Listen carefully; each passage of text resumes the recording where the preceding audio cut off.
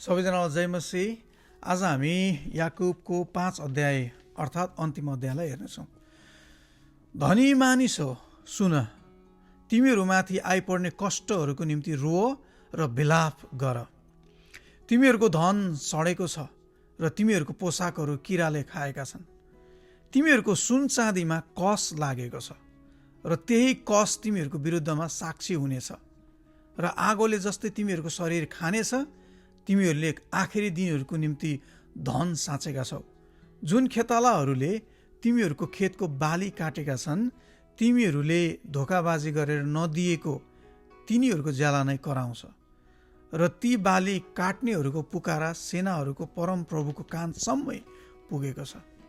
तिमीहरू यस पृथ्वीका सुख विलास र मोज मजामा मस्त भएर बसेका छौ। बलिको दिनको निम्ति तिमीहरूले आफैलाई पुष्टाइराखेका छौ। तिमीहरूको विरोध नगर्ने धर्मात्मालाई दोषी ठहराएर तिमीहरूले मारेका छौ।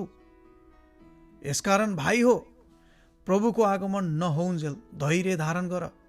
हेर, भूमिको बहुमूल्य फसलको आशा राखेर किसानले अघिल्लो र पछिल्लो वर्षा नहोउन्जेल धैर्य धारण गरेर पर्खिरहन्छ।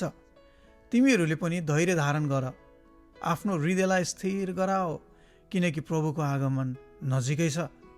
भाइ हो, एउटाले अर्काको विरुद्धमा गनगन नगर, नत्र त तिमीहरू दोषी ठहरिनेछौ।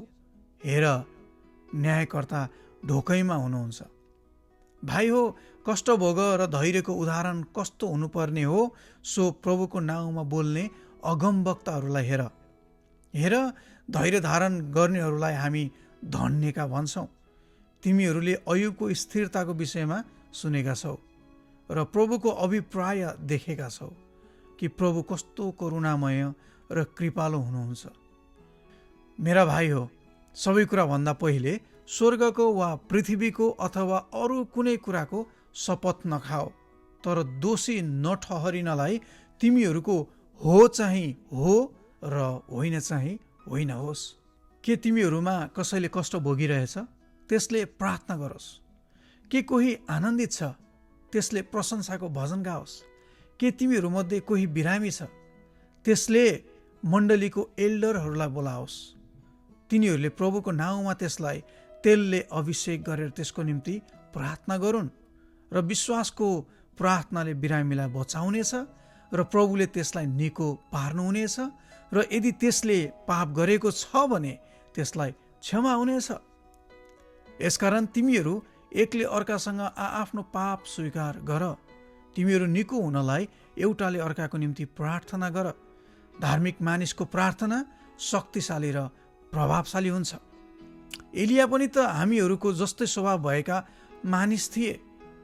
तिनले पानी नपरोस् भनेर भक्तिसाथ प्रार्थना गरेका थिए र 3 वर्ष 6 महिनासम्म पृथ्वीमा पानी परेन। तिनले फेरि प्रार्थना गरे र आकाशबाट वर्षा भयो र भूमिले उब्जनी दियो। मेरा भाइ हो, यदि तिमीहरूमध्ये कोही सत्यबाट बरालिएर जाँदा कसैले त्यसलाई फर्काएर ल्यायो भने त्यसले जानोस् कि जसले एकजना पापीलाई त्यसको कुमार्गबाट फर्काएर ल्याउँछ त्यसलाई मृत्युबाट बचाउनेछ र असङ्ख्य पापलाई ढाक्नेछ। आमेन। सबैजनालाई फेरि पनि जय मसीह।